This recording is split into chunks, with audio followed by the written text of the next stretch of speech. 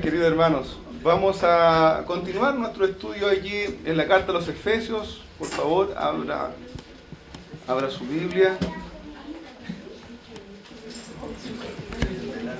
Efesios capítulo 2, versos 19 al 22, vamos a leer en esta mañana.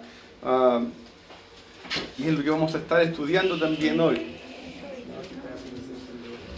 Leemos en el nombre del Señor Jesús, le animo a estar leyendo también allí con su vista. Efesios 2, versos 19 al 22. Así que ya no sois extranjeros ni advenedizos, sino conciudadanos de los santos y miembros de la familia de Dios, edificados sobre el fundamento de los apóstoles y profetas, siendo la principal piedra del ángulo Jesucristo mismo, en quien todo el edificio, bien coordinado, va creciendo para ser un templo santo en el Señor, en quien vosotros también sois juntamente edificados para morada de Dios en el Espíritu. Acompáñenme a orar. Señor y Padre Celestial, hemos cantado alabanzas a su nombre. Creemos, Señor, que de un corazón sincero que quiere honrarle. Padre Celestial, mis hermanos aquí presentes y yo hemos rendido adoración a usted, hemos orado. Pero Señor, hoy también pedimos que usted obre en nuestra atención, en nuestro corazón, Señor.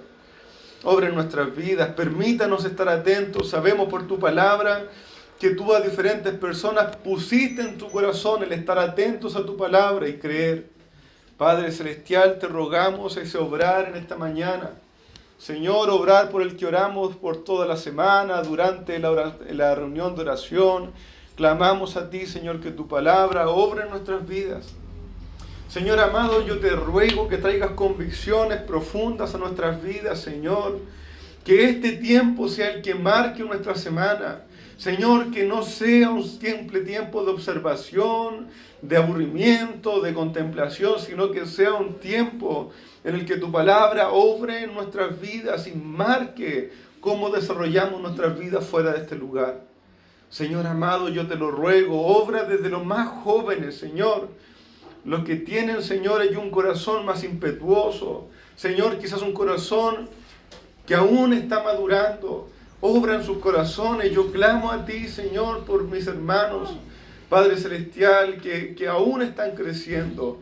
O quizás sienten desinterés en este momento. Abre tú su corazón. Padre, oro también por mis hermanos que han alcanzado alguna madurez. Señor amado, para que esto sea de provecho, alimento sólido, Señor, que fortalezca sus vidas. Oro por el que está debilitado. Oramos, Señor, por el que está desanimado en el andar. Padre Celestial, obra tú en medio nuestro en esta tarde, en esta mañana, Señor. Glorifícate tú. Enséñanos tu palabra. Señor, en el nombre del Señor Jesús oramos. Amén. Amén. Bien, amado hermano, hemos estado hablando de la obra del Señor en nuestras vidas. Hemos estado hablando, ¿cierto?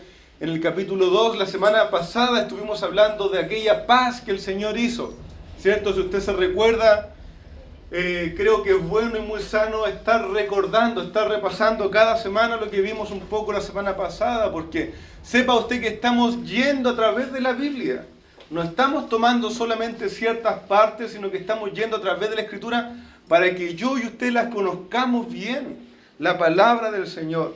El capítulo 2, ¿cierto? Veíamos cómo el Señor había hecho una obra de paz, una obra de reconciliación, de reunificación entre dos pueblos, entre personas que estaban lejos del Señor y las que estaban cerca. El Señor ha hecho una obra de unidad.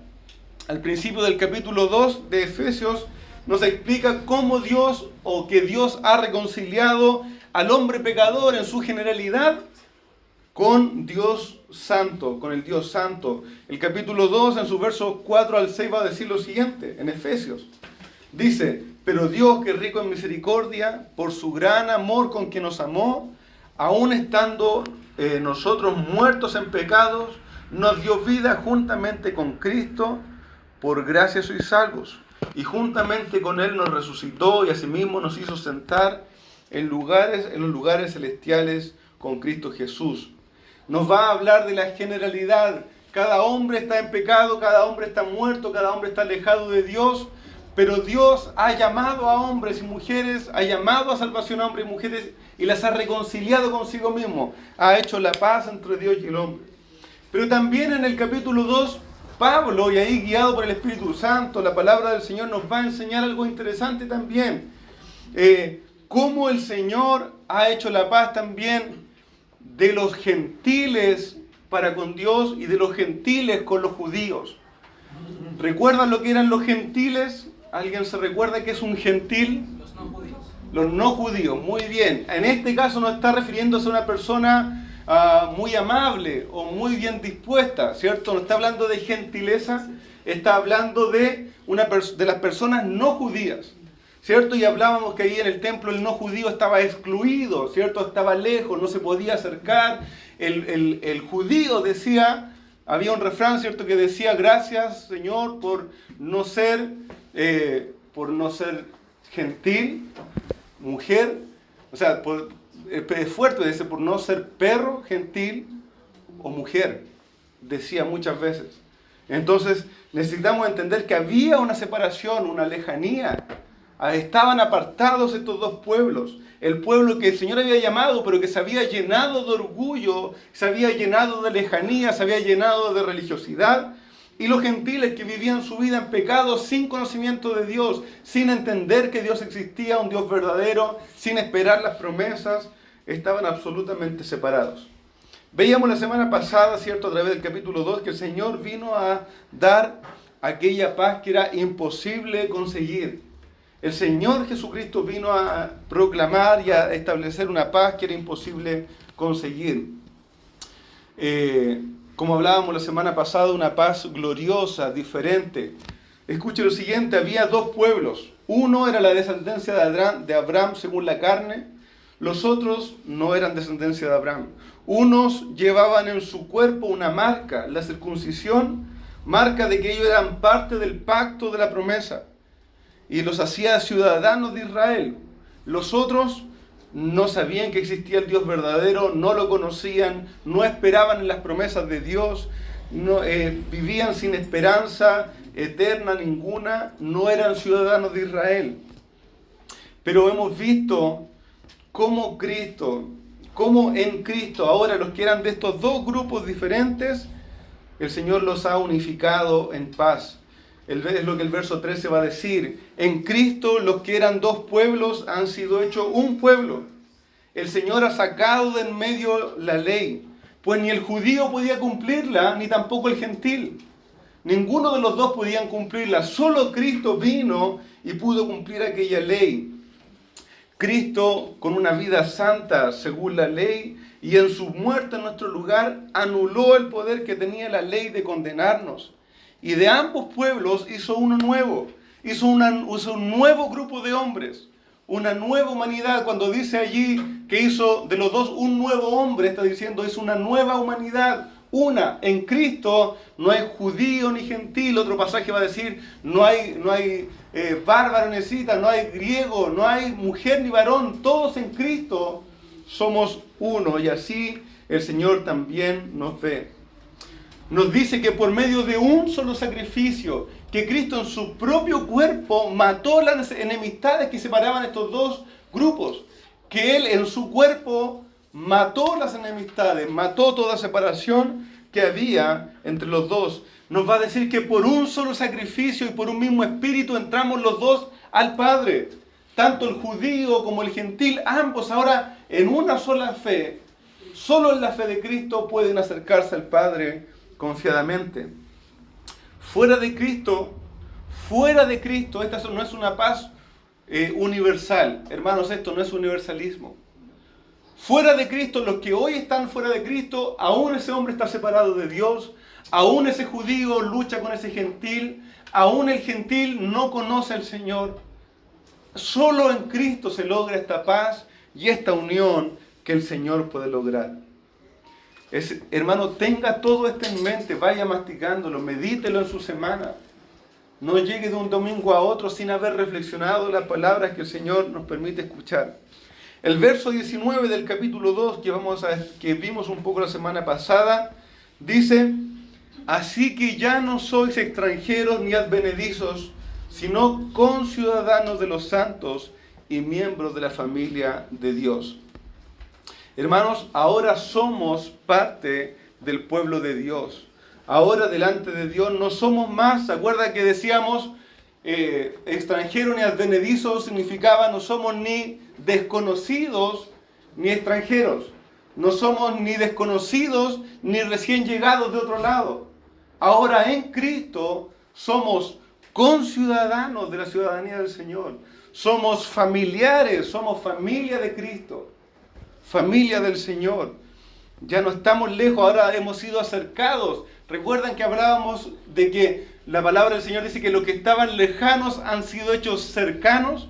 Y esa palabra era ahí la palabra apretar, exprimir. Hemos sido como abrazados fuertemente en el Señor. Ya no hay lejano si estamos en Cristo y solo si estamos en Cristo. Ahora, como parte del pueblo de Dios, delante de Dios no somos desconocidos. Y aquí quiero ejemplificarlo de alguna manera. Donde yo me crié, ¿cierto? Donde crecí, cuando había una discusión entre dos personas y llegaba alguien a meterse, ¿cierto? Y decían una palabra, ¿cierto? Muy coloquial, decían, ¿y a vos quién te conoce? ¿Cierto? ¿Y quién te conoce a ti? Y un poco es lo que el judío nos podía decir a nosotros sin Cristo. ¿Y a ustedes quién los conoce? ¿Por qué están aquí? Ustedes no son el pueblo de Dios. Pero ahora en Cristo sí somos conocidos por Dios. Ahora en Cristo sí tenemos lugar. Ahora sí hay una entrada directa al Padre por medio de nuestro Señor Jesucristo. Cuando ahora vamos delante del Señor, ya nadie nos puede decir que no somos conocidos. Ya nadie nos puede decir, no es que usted no es sacerdote, no puede entrar a tal lugar. Ya nadie nos puede decir, no es que usted no, o hermana, usted no es un varón, así que no puede acercarse a la presencia del Señor mismo. El Señor nos ha dignificado. Hermano, este es un punto tan distinto a otras, a las falsas religiones, tan distinto a las culturas que han imperado en este mundo. Hermanos, ni los griegos, ni los romanos, ni los del Oriente tenían esta consideración por la mujer, por los niños, por las diferentes personas. Habían castas, habían separaciones. Solo en Cristo. Esto es un mensaje del cristianismo, hermanos. El cristianismo viene y nos pone a todos en una misma dignidad delante de Dios en Cristo. Tenga eso muy en su corazón cuando vengan a decirle que el cristianismo es retrógrada, que el cristianismo aborrece ciertas personas de la sociedad. Es una mentira. Cristo vino y dice, dejen a los niños venir a mí y no se los impidáis porque de los tales es el reino de los cielos. Cuando en esa sociedad, bueno, nacía mujer, tíralo por el barranco. No tengo dinero para criarlos, déjalo en la calle, botado ahí donde corría la basura de la ciudad.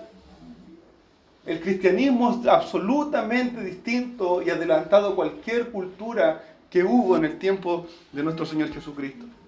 Hermano, tenga eso en su corazón y en su mente. Hermano amado, esta nueva realidad debe tener alguna responsabilidad de que de estar lejos fuimos hechos cerca, de que no ser familia de Dios, ahora somos familia, de que no éramos ciudadanos, ahora somos ciudadanos del cielo. Parece que habláramos puras cosas teológicas allá arriba, pero eso debe afectar de alguna manera nuestras vidas, ¿o no? Debe afectar. Hermano, tiene implicancia el que hoy seamos cercanos al Señor, tiene implicancia. En el Evangelio de Juan se registra lo siguiente en el capítulo 8 del Evangelio de Juan, verso 39 en adelante. El Señor Jesús estaba en una discusión más con los fariseos y le dice, los fariseos respondieron, nuestro padre es Abraham. Jesús le dijo, si fueseis hijo de Abraham, las obras de Abraham haríais. Vosotros hacéis las obras de vuestro padre. Entonces le dijeron, nosotros no somos nacidos de fornicación, un padre tenemos, que es Dios. Jesús le dijo, si vuestro padre fuese Dios, ciertamente me amaríais, porque yo de Dios he salido y he venido, pues no he venido de mí mismo, sino del que me envió. ¿Por qué no podéis entender mi lenguaje? Porque no podéis escuchar mi palabra. Vosotros sois de vuestro padre el diablo, y el deseo de vuestro padre queréis hacer. Él ha sido homicida desde el principio y no ha permanecido en la verdad, porque no hay verdad en él. Cuando habla mentira, de suyo habla, porque es mentiroso y padre de mentira. ¿Entiende esta discusión, hermanos? El judío dice, no, nosotros somos hijos de Abraham. Y el Señor Jesús le dice, ¿sabes qué? Si fuese hijo de Abraham, se notaría. No, nosotros somos hijos de Dios, dicen los pueblos judíos, para subir el nivel. ¿Sabes qué? Si fuese nacido de Dios, me amaríais a mí el Cristo. Hermanos, nosotros ahora que estamos en Cristo y el Señor nos dice que somos familia de Dios, eso se va a notar en alguna manera. Si hemos sido hechos cercanos, si estamos en Cristo, se va a notar. En nuestros pensamientos, en nuestros deseos, en lo que buscamos en esta vida. Hermanos, nuestros versos dicen, así que ya no sois extranjeros ni advenedizos, sino conciudadanos de los santos y miembros de la familia de Dios. Y aquí viene nuestra responsabilidad y lo que el Señor espera. Edificados sobre el fundamento de los apóstoles y profetas, siendo la principal piedra del ángulo Jesucristo mismo. Aquí la palabra del Señor dice que estamos siendo y que somos edificados sobre Cristo. ¿Qué significa aquí la palabra edificados? Y es interesante, hermanos. Nosotros ahora que hemos sido cercanos, el Señor nos está construyendo sobre un cimiento. La palabra aquí edificados es la palabra, mire qué interesante, sobre edificar.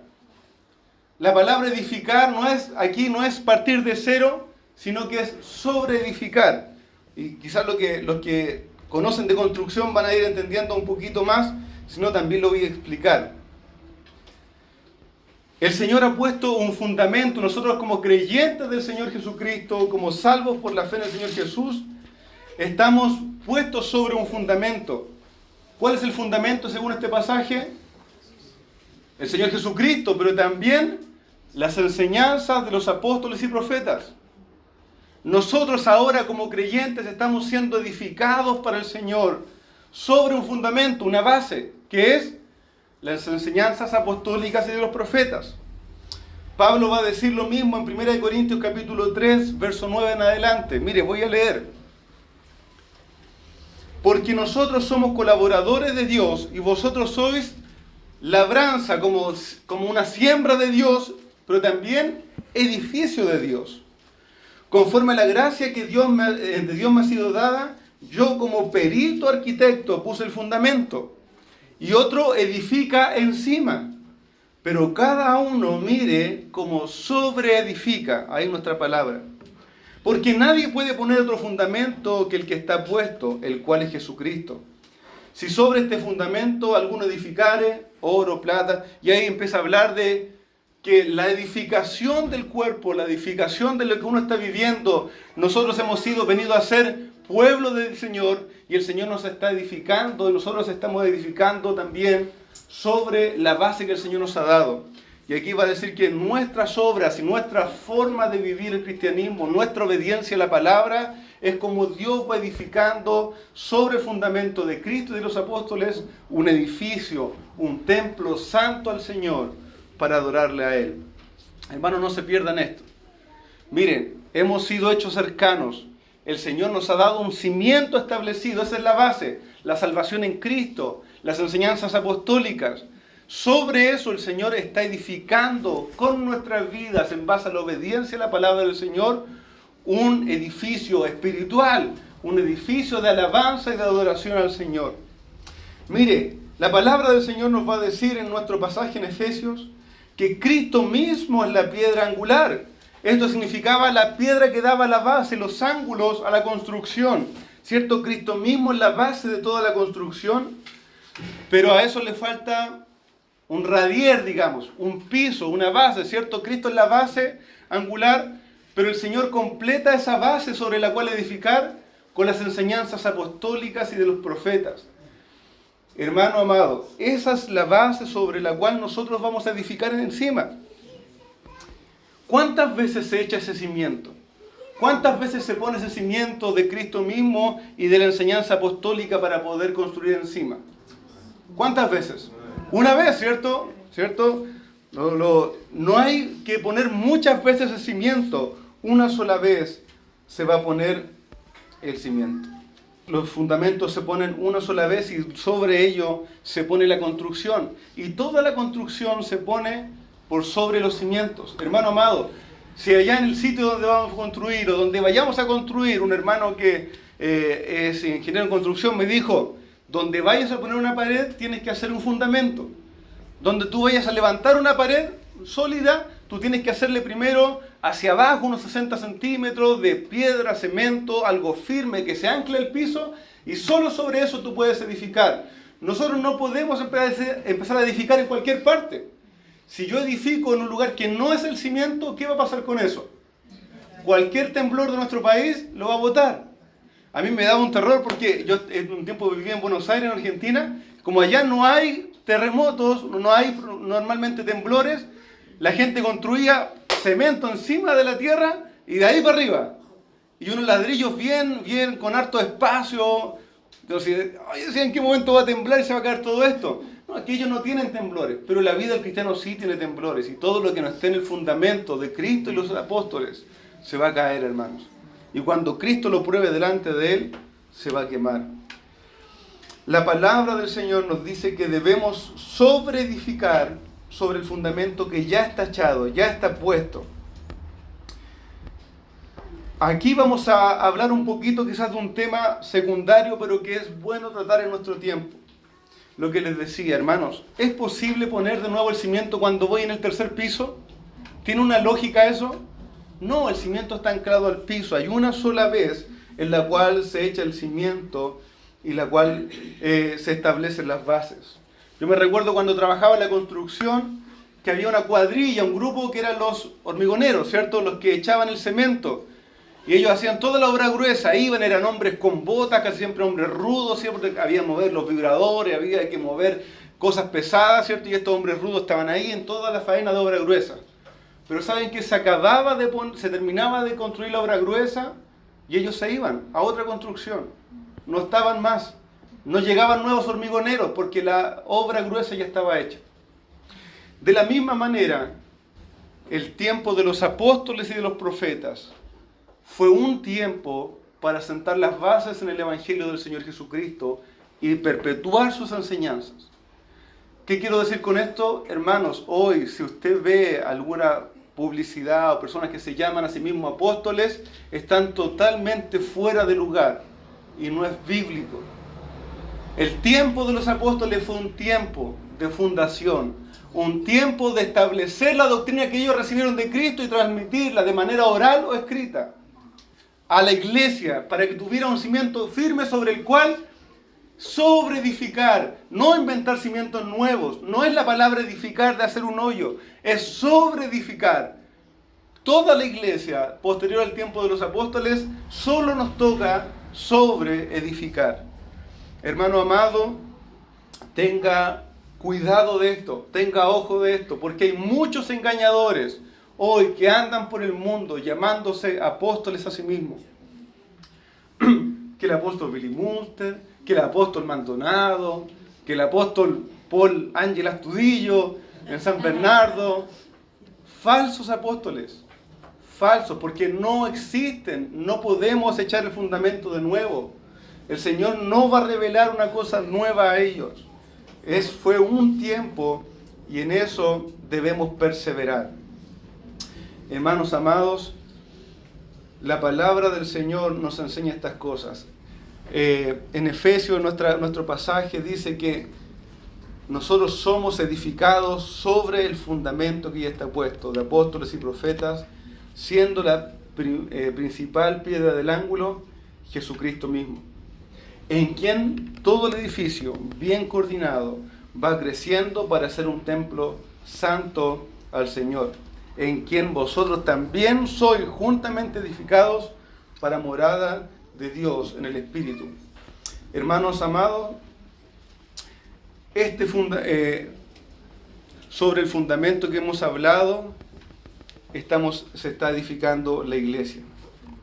Aquí hay un llamado también, y es lo que el Señor desea, es lo que el Señor quiere, es lo que el Señor está haciendo en nuestras vidas, nos está haciendo crecer. Él está edificando su iglesia, Él está construyéndola, Él le está levantando, Él va poniendo personas en la iglesia para que este templo siga avanzando, siga creciendo, siga yendo adelante. La manera de edificar y llevar a la práctica, ¿cómo bajo esto? ¿Cómo yo veo la edificación espiritual? En 1 Corintios, como lo veíamos, capítulo 3, versos 10 al 12, va a decir que nuestras obras y nuestro servicio al Señor es la manera en que nosotros también vamos edificando para Él. Pero aquí en Efesios nos habla de un crecimiento como iglesia, de un avanzar juntos en la obra de Dios, porque nosotros como iglesia somos el templo del Señor. Sabemos que la palabra del Señor dice que cada uno y que nuestro cuerpo mismo es un templo para el Espíritu Santo, para la obra de Dios. Pero hermanos, también como iglesia del Señor, todos juntos somos templo del Señor para su morada. Hermano amado, el Evangelio no es individualista. El Evangelio no lo vivo yo solo con el Señor y me aparto y vengo y recibo solamente un poco. El Evangelio se vive en comunidad porque Cristo está edificando su iglesia como comunidad en la cual nos afianzamos, en la cual nos unimos, nos apoyamos, nos damos ánimo. Nosotros oramos unos por los otros, corregimos los pecados de unos los otros a nosotros. Hermanos, somos enseñados, somos fortalecidos, somos establecidos, se nos da funcionalidad en la iglesia del Señor. Hermano, tenga una muy alta estima de la congregación. Tenga una muy alta estima de la congregación y de lo que el Señor está haciendo. Esta es la obra del Señor. Esto lo está edificando el Señor. Un templo santo al Señor. Dios está formando de nosotros y de su iglesia en todo el mundo. ¿Sabe qué? De nosotros todos. Está formando el Señor con nosotros como personas un lugar consagrado al Señor. Un lugar para adoración a Dios como era el templo físico. Un lugar de proclamación de su palabra como era el templo físico. Un lugar que somos todos nosotros reunidos. Un lugar donde alguien llegue y tenga conocimiento del Señor como lo era el templo físico. Un lugar donde en medio de nosotros, de la congregación, alguien pueda venir y orar y pedir la misericordia del Señor. Porque Cristo habita en medio de la congregación de los santos. Hermano amado, todo eso sucede en la congregación. No solo en el día de culto, en la unión de nosotros como iglesia del Señor. Querido hermano, esto es tanto más de lo que nosotros pensamos. Congregación, hermano, en la iglesia del Señor es más que asistir a un culto, es que el Señor nos ha unificado. Mire todos los términos que usa solo en el capítulo 2 de Efesios. Familia, conciudadanos, templo del Espíritu. Hermanos amados, todo eso lo somos nosotros como congregación. No lo soy yo solo. No lo soy yo solo, no lo somos unos pocos. Es usted y yo siendo edificados por el Señor para la gloria de su nombre. Tenemos la responsabilidad de este conocimiento, hermanos. Si usted parte de la iglesia de Cristo, es responsable de saber lo que Dios está queriendo hacer con usted unido a la congregación, con usted siendo parte del templo del Señor aquí en la tierra. Hermano, esto es un hermoso privilegio. Y en la medida que Dios va haciendo crecer su iglesia, nosotros mismos vamos siendo edificados. En la medida que Dios va fortaleciendo su iglesia y va dando los dones que son necesarios y va agregando personas, hermano, usted y yo lo podemos vivir, el hecho de que somos animados, somos confortados, somos fortalecidos, somos desafiados a ser más como Cristo, a servir los unos a los otros, a clamar por un grupo de personas. Hermano, todo eso sucede y el Señor nos da el privilegio de vivirlo en su iglesia, en la cual es el templo del Señor Jesucristo. La presencia de Cristo habita con nosotros. La presencia del Señor está en medio nuestro. Eso es la iglesia del Señor, hermanos. Eso sucede en medio de la congregación. Hermanos, yo le animo a no ser una piedra móvil. No ser una piedra que se mueva y que se corra y que a veces como que no esté. Pedro nos va a decir que somos piedras vivas puestas en este templo. Querido hermano, ¿qué pasaría si de vez en cuando esta pared desapareciera?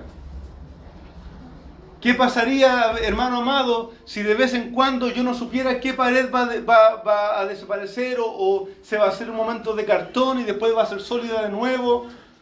Hermano, sería muy difícil confiarse de aquello. Pero yo le animo, no es esa la voluntad del Señor. La voluntad del Señor es que perseveremos en el cuerpo de Cristo, en la edificación del cuerpo de Cristo. Amado hermano, quisiera hacer una aclaración para ayudarle también a usted a entender y entender un proceso de nuestra propia iglesia. Hemos hablado de la edificación, de que el Señor a través de su iglesia está edificando un templo de adoración a Él. Y yo quiero animarle algo para que no se confunda.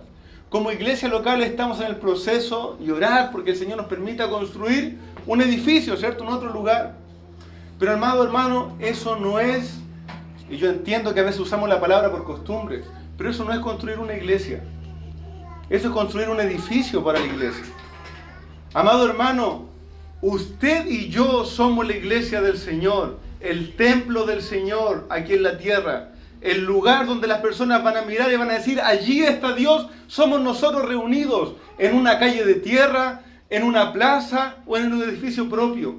Somos nosotros, hermanos. Si usted se hace parte de construir un edificio físico, pero no persevera en la congregación, debilita de todas maneras la iglesia. La debilita, amado hermano. Necesitamos nosotros estar conscientes de lo que el Señor nos ha hecho parte.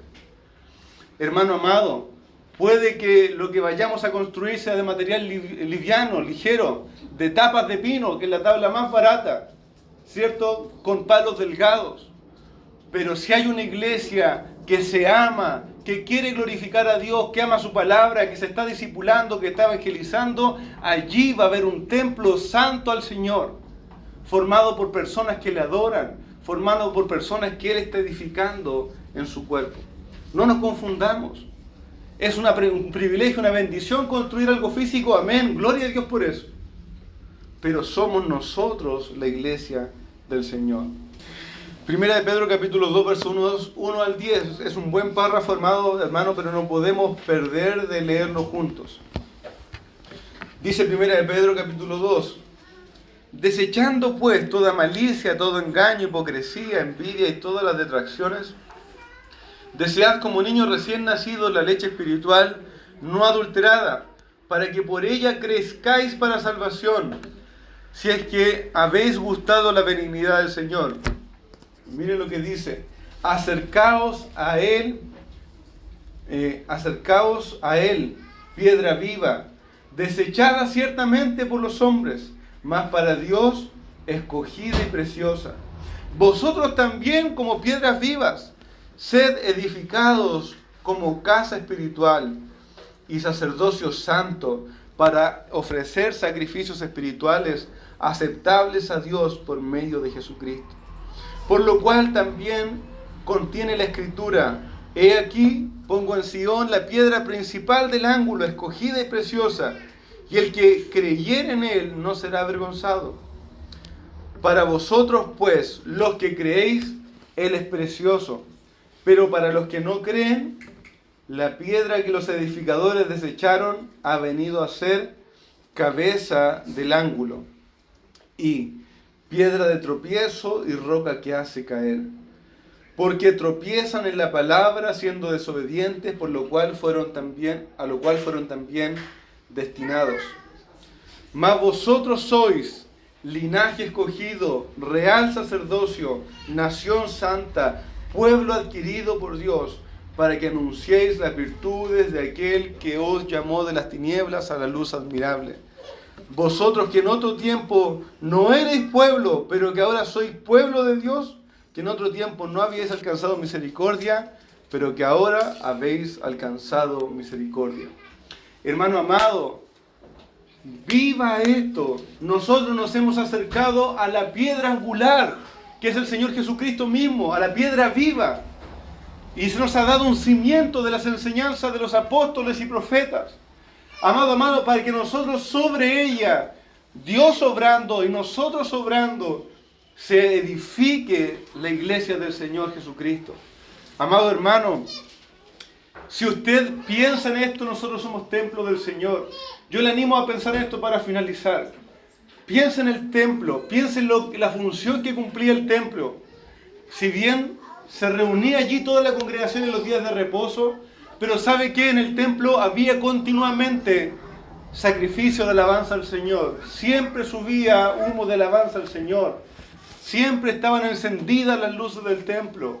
Siempre había personas adorando. Cuando David planificó el templo para que lo construyera Salomón, él estableció cantores que cantaran las 24 horas al Señor. Y hizo instrumentos, inventó instrumentos para que siempre hubiese adoración al Señor. Cada día, cada noche al Señor. Hermano amado, nosotros como iglesia del Señor venimos a hacer esto en nuestro tiempo. Una congregación, un edificio constituido por personas que siempre adoren a Dios, que siempre proclamen su nombre, que siempre sean un testimonio vivo. Eso es lo que Dios está edificando. No oyentes, no personas que vienen a observar, sino que cada uno como piedras vivas, ser parte de este servicio del Señor. No aparte su corazón de esto. No se aleje, no viva su vida y venga de vez en cuando a la iglesia. Sea la iglesia del Señor, que está unida a otras piedras vivas y que unas a otras se sostienen y que todas juntas damos permanentemente gloria y honra al Señor. Hermano amado, eso es lo que el Señor está haciendo en nuestro tiempo. Edificados sobre el fundamento de los apóstoles y profetas, siendo la principal piedra del ángulo Jesucristo mismo, en quien todo el edificio, bien coordinado, bien afiatado, bien compaginado, va creciendo para ser un templo santo al Señor. No quede solo. El tiempo de los solitarios se acabó si usted está en Cristo. Por mucho que le guste estar solo, el Señor le ha llamado a ser parte de un pueblo. No se aleje, no le crea su carne, no le crea sus pensamientos, no se aparte. Júntese a la iglesia del Señor y siga siendo edificado por la gracia del Señor. Vamos a orar. Padre Celestial, Señor, más allá de mis imperfecciones y debilidades, Señor, yo te ruego que tu palabra sea de edificación a la iglesia, a tu iglesia amada, mis amados hermanos, Señor. Gracias porque no has constituido un templo de una sola piedra, Señor, sino que nos has hecho muchas piedras vivas sobre Jesucristo para edificar tu templo. Gracias por los que nos sostienen. Gracias, Señor, por los que están uno al lado del otro para mantener la firmeza.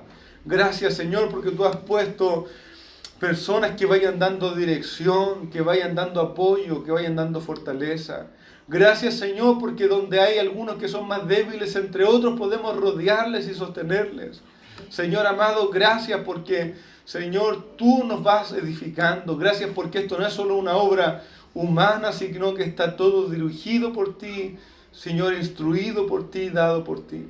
Gracias, Señor, por tu palabra bendita. Gracias, Señor, porque tú nos permites tener el privilegio de que este edificio no sea un edificio cualquiera, sino uno levantado para exaltar tu nombre, uno exaltado para que tu presencia habite continuamente. Señor, no esperando que en algún momento llegue, sino disfrutando de la presencia continua. Gracias, Señor, porque podemos cumplir, Señor, la función de alabarte y exaltarte y dar a conocer tu nombre. Ayúdanos a entender estas cosas, a llevarlas a la práctica, a vivirla con nuestros hermanos. Señor, te lo ruego todo en el nombre del Señor Jesús. Amén.